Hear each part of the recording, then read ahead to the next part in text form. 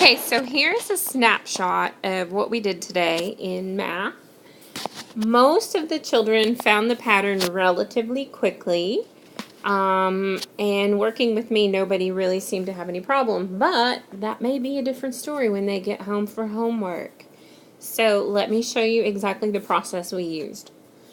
The problem says Mr. Winter is putting away 48 chairs.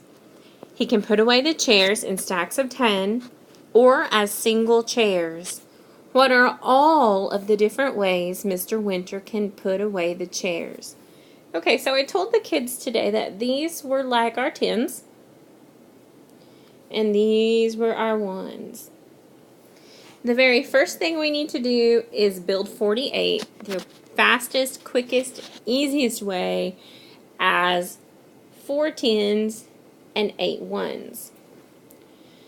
Now, because this is a regrouping process, we are trading a 10 each time. So we go from 4 10s to 3 10s and 18 1s. We go from 2 10s to 28 1s. We go from 1 10 and 38 1s to 0 10s and 48 1s. And I told the children, be sure and pay attention to what it's doing. Look at what's happening here. 4 3 2 1 0. And look at what's happening with the 1s. We have no 1 in the 10s place.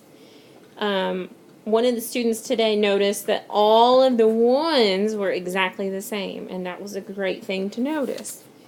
Then we noticed that the 10s were going from 0, 1, 2, 3, 4. So these are counting down,